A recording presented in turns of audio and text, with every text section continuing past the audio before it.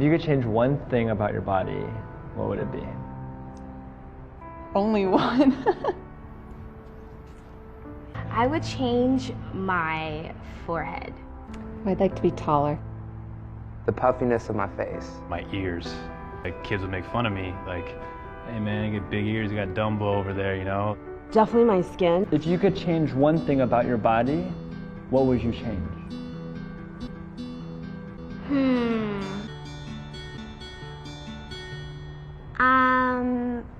Have a mermaid tail. Probably like a shark mouth. I could have teleportation in my body. Extra pointy ears. I want legs like a cheetah. I could have wings so I could fly. I don't think there's anything to change. I like my body actually.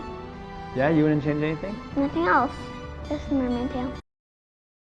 Compliments by other people. Get ready for the ultimate rebellion against beauty standards and loving the way you already are. We are not just tiptoeing. We are doing a full-on cha-cha to rewrite the rule book on being unapologetically you. Ever scroll through social media, dodging seemingly flawless faces and picture-perfect lives? It's like trying to find a needle in a haystack, only the haystack is made of filters and the needle is raw authenticity. Picture a world where Instagram filters get an eviction notice and glossy magazines are like, sorry, we can't Photoshop away your uniqueness today. We are here to untangle the mess of societal expectations and media chaos.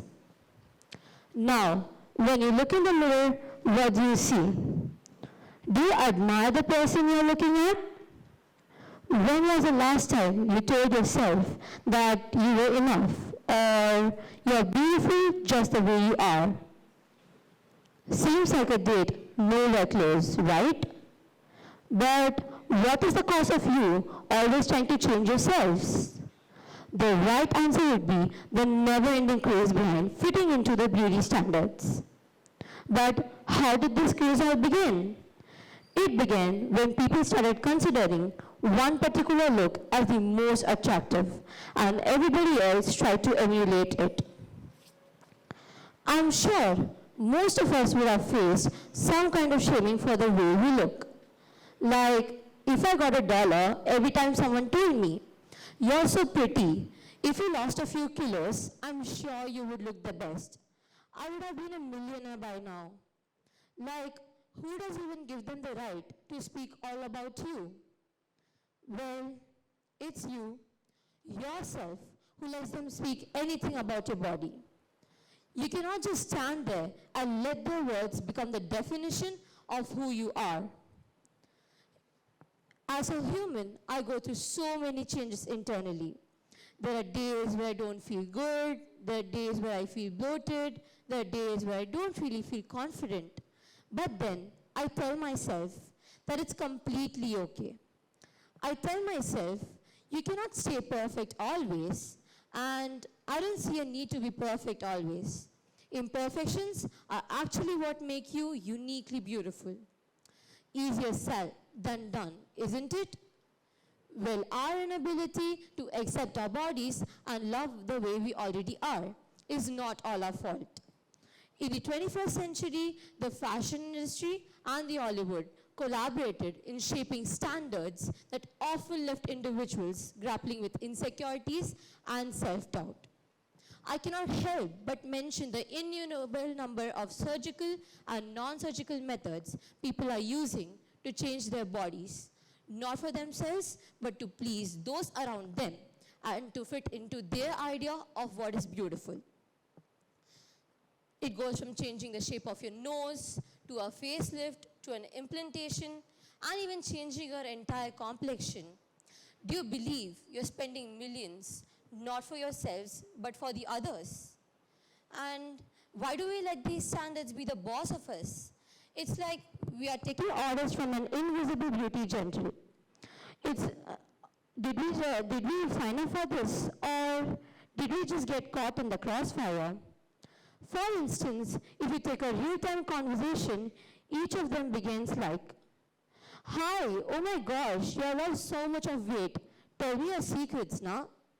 This is superficial and has become like a trend right now. Are those conversations worth listening to? How have you been doing? Have you tried anything new? Have you traveled anywhere? Those are the conversations to have. But let's be honest.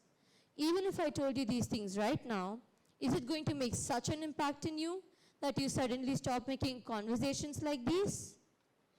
The obvious answer is no. This is because our sneaky little human brain always tries to copy others, thinking that's how the trend goes. Additionally, we have this FOMO, fear of missing out. So we try to clone ourselves into the others just to fit into the so-called trends. But why this fixation on fitting in? It's like we have been handed a script on how to look and act, which can create an exhausting demand for conformity. The rebellion begins when you realize that your uniqueness is an asset.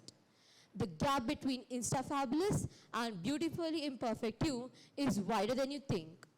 Let's dismantle these standards, making authenticity the trend. It's about shouting, I don't have to live by anybody's idea of beauty. I'm doing me. Not as a rebellious slogan, but as a manifesto for embracing individuality. So, in conclusion, understanding this evolution empowers us to break free from unrealistic standards, fostering a world where diversity is celebrated. And unrealistic norms are but a distant memory. It's our collective responsibility to shape a world where individuality is honored and beauty transcends narrow molds. If I ask you to list all the things you love, how long is it going to take for your name to come?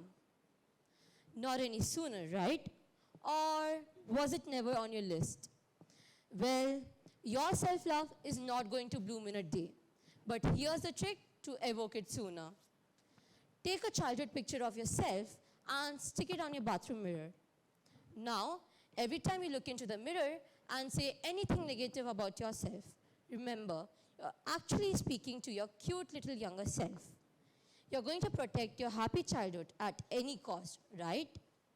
It will take 3 days for you to notice that your mind is already changing and you're loving your bodies, accepting who you are.